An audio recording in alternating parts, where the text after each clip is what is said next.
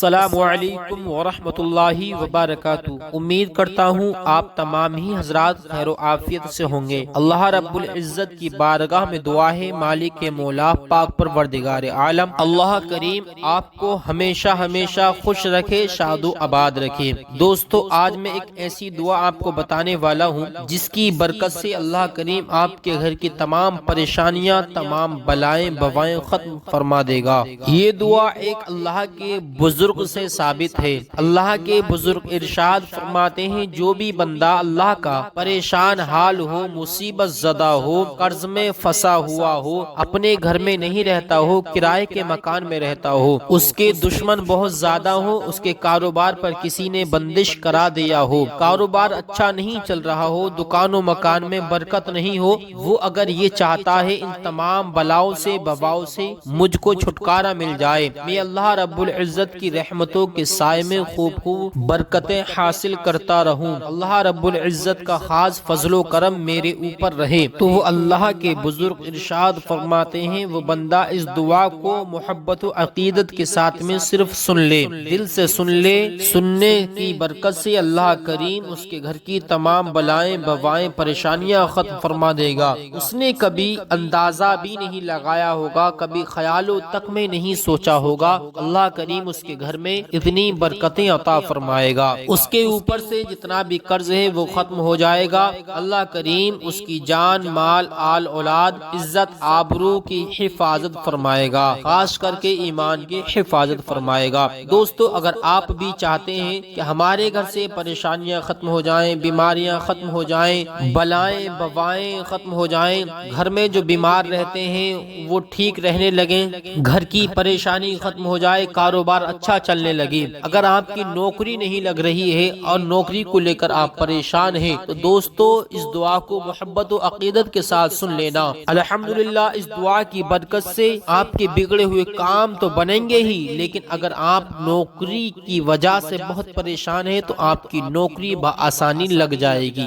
آپ کا کاروبار الحمدللہ بہت زیادہ اچھا چلے گا۔ اگر آپ کا ذہن کمزور ہے، آپ پڑھائی میں محنت بہت زیادہ کرتے ہیں لیکن امتحان میں آ کر فیل ہو جاتے ہیں، کامیابی آپ کو نہیں ملتی، تو اس دعا کو روزانہ دل سے سنیں، اور دعا سنتے وقت میں پانی پاس میں رکھ لیں، جب دعا پوری ہو جائے تو پانی کو آپ حضرات پی لیں، اسی پانی کے چھینٹے اپنے مکان پر مار دیں، اپنے کاروبار پر، اپنی دکان پر لگا دیں۔ الحمدللہ اس دعا کی برکت سے آپ دیکھیں گے آپ کے گھر میں خوب برکت ہوگی، پیسے میں برکت ہوگی، پیسے میں اضافہ ہوگا، کاروبار میں اضافہ ہوگا، جو آپ کے دشمن ہوں گے وہ آپ کے سامنے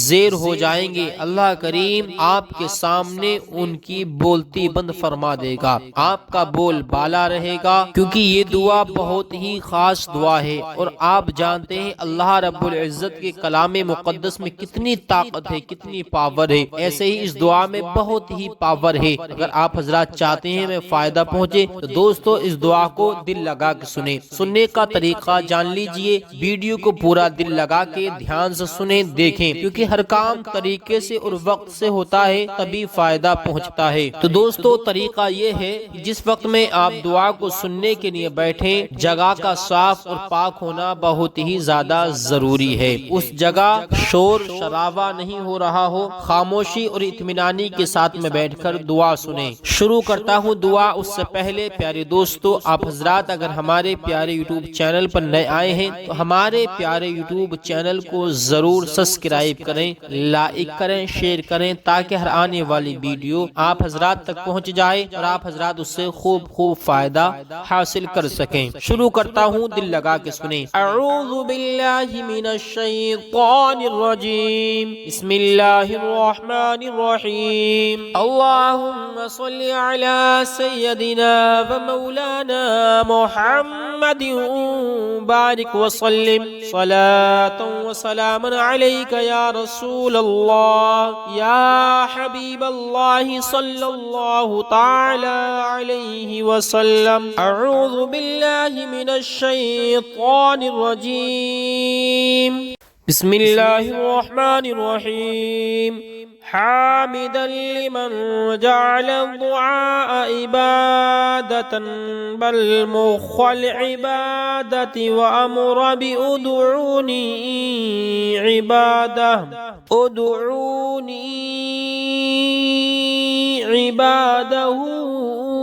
وألزمه بوعده الإجابة ومن دعا ربه لبيك يا عبدي أجابه قال ربكم ادعوني أستجب لكم وإذا سألك عبادي عني فإني قريب أجيب دعوة الداع إذا دعاني فإنه سميع قريب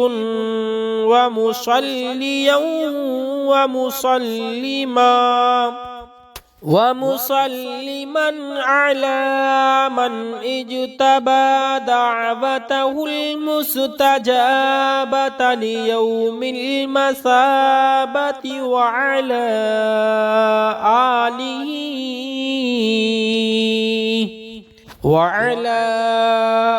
آله وصحابه ما أنهل الدين من الصحابة. اللهم صل على سيدنا ومولانا محمد طب القلوب ودبائها وعافية الأبدان وشفائها ونور الأبصار ودئائها وآله وأصحابه وسلموا تسليما كثيرا ربنا اغفر لنا ولإخواتنا الذين سبقونا بالإيمان ولا تجعل في قلوبنا غلا للذين آمنوا ربنا إنك رؤوف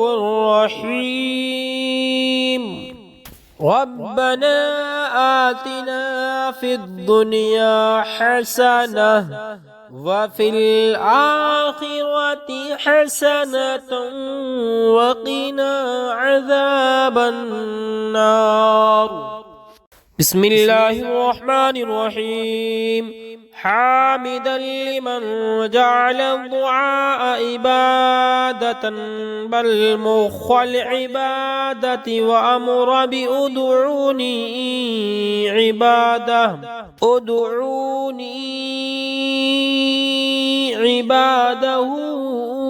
وألزمه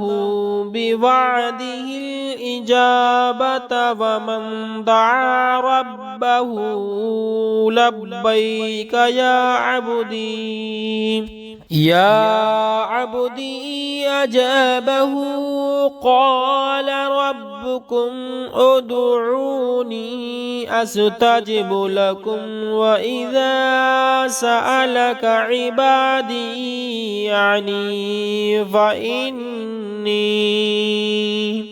فإني قريب أجيب دعوة الداع إذا دعاني فإنه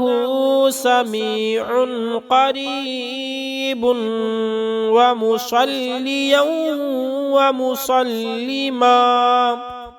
ومسلما على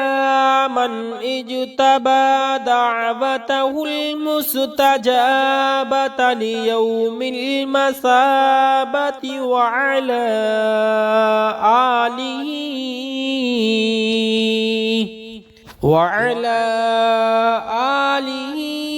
وأصحابه ما أنهل الدين من الصحابة. اللهم صل على سيدنا ومولانا محمد طب القلوب ودبائها وعافية الأبدان وشفائها ونور الأبصار ودئائها وآله وأصحابه وسلموا تسليما كثيرا ربنا اغفر لنا ولإخواتنا الذين سبقونا بالإيمان ولا تجعل في قلوبنا غلا للذين آمنوا ربنا إنك رؤوف رحيم. ربنا آتنا في الدنيا حسنة وفي الآخرة حسنة وقنا عذاب النار. بسم الله الرحمن الرحيم. حامدا لمن جعل الدعاء عبادة بل مخ العبادة وأمر بأدعوني عباده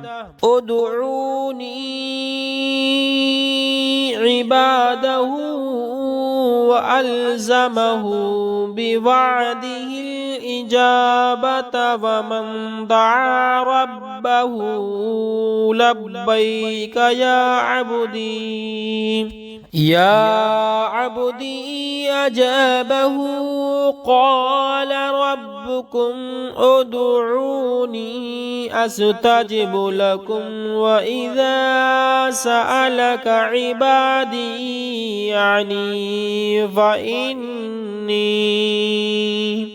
فإني قريب أجيب دعوة الداع إذا دعاني فإنه سميع قريب.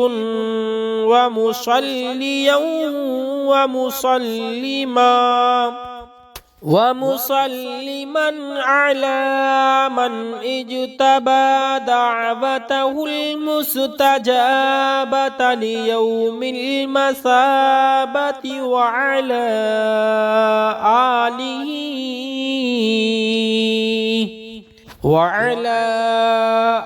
آله وصحابه ما أنهل الدين من الصحابة. اللهم صل على سيدنا ومولانا محمد طب القلوب ودبائها وعافية الأبدان وشفائها ونور الأبصار ودئائها وآله وأصحابه وسلموا تسليما كثيرا ربنا اغفر لنا ولإخواتنا الذين سبقونا بالإيمان ولا تجعل في قلوبنا غلا للذين آمنوا ربنا إنك رؤوف رحيم. ربنا آتنا في الدنيا حسنة وفي الآخرة حسنة وقنا عذاب النار.